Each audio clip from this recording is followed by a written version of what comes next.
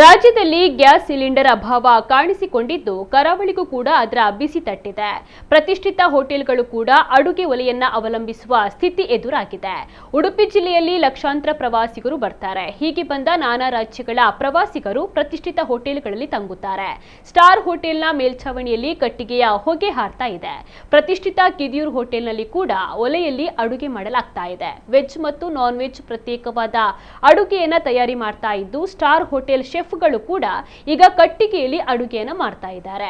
ಈ ಬಗ್ಗೆ ಮಾಧ್ಯಮಕ್ಕೆ ಪ್ರತಿಕ್ರಿಯಿಸಿರುವ ಕಿದಿಯೂರು ಹೋಟೆಲ್ ಮಾಲಕರು, ಕಳೆದ 3 ದಿನಗಳಿಂದ ನಮಗೆ ಗ್ಯಾಸ್ ಸಿಲಿಂಡರ್ ಬಂದಿಲ್ಲ, ಕಷ್ಟವಾಗ್ತಾ ಇದೆ.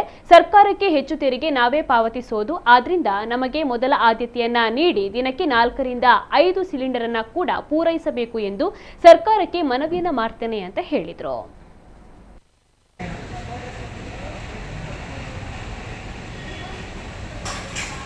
ಲಾಸ್ಟ್ 3 days ಇಂದ ಒಂದು ಗ್ಯಾಸ್ ಬಂದಿಲ್ಲ ನಮಗೆ. ನಾವು ಸುಮಾರು ಜಾಗದಲ್ಲಿ ಟ್ರೈ ಮಾಡಿದ್ವಿ, ಈಚ್ ಎವ್ರಿ ಗ್ಯಾಸಿನ ಇದಕ್ಕೆ ಏಜೆನ್ಸಿಗೆ ಕೇಳಿದ್ವಿ. ಭಾರತ್ ಗ್ಯಾಸ್ ಆಗಿರ್ಬೋದು, HP ಗ್ಯಾಸ್ ಆಗಿರ್ಬೋದು, ಎಲ್ಲೂ ಸಿಗ್ತಾ ಇಲ್ಲ ಗ್ಯಾಸ್. ಮ್ಯಾನೇಜ್ ಮಾಡೋಕ್ಕೆ ತುಂಬ ಕಷ್ಟ ಆಗುತ್ತೆ, ಬಟ್ ಮಾಡಲೇಬೇಕಾಗುತ್ತೆ ಸರ್. ಇವಾಗ ಏನಕ್ಕಂದರೆ expectation of the Kidiyoor hotel ಅಂದರೆ ಉಡುಪಿಗೆ ಬರೋ ಎಲ್ಲ ಜನರಿಗೆ, ಈಚ್ ಎವ್ರಿ ಸಿಂಗಲ್ ಪರ್ಸನ್ ಇದ್ದಾರೆ, ಒಂದ್ಸತಿ ಆದರೂ ಉಡುಪಿಯಲ್ಲಿ ಕಿಡಿಯೂರ್ ಹೋಟೆಲಿಗೆ ಬಂದು ಒಂದ್ಸತಿ ಊಟ ಮಾಡಿ ಹೋಗ್ತಾರೆ. ಸೊ ಅವರ ಎಕ್ಸ್ಪೆಕ್ಟೇಷನಿಗೆ ನಾವು ಇಳಿಲೇಬೇಕಾಗುತ್ತೆ. ಸೊ ಅದನ್ನು ನಾವು ಎಷ್ಟೇ ಕಷ್ಟ ಆದ್ರೂ ನಾವು ಅದನ್ನು ಮುಂದುವರಿಸಬೇಕು. ಸರ್ಕಾರದಿಂದ ಒಂದೇ ಒಂದು ವಿನಂತಿ ಏನಂದರೆ, ಆದಷ್ಟು ಬೇಗ ನಮಗೆ ಗ್ಯಾಸ್ ಪೂರೈಸಬೇಕು. ರೀಸನ್ ಏನಂದರೆ, ನಾವು ಎಲ್ಲಕ್ಕಿಂತ ಜಾಸ್ತಿ ಟ್ಯಾಕ್ಸ್ ಕಟ್ತೀವಿ. ನಮ್ಮ ಇಡೀ ಉಡುಪಿಯಲ್ಲಿ ಎಲ್ಲಕ್ಕಿಂತ ಜಾಸ್ತಿ ಟ್ಯಾಕ್ಸ್ ಕಟ್ಟೋರು ನಾವು.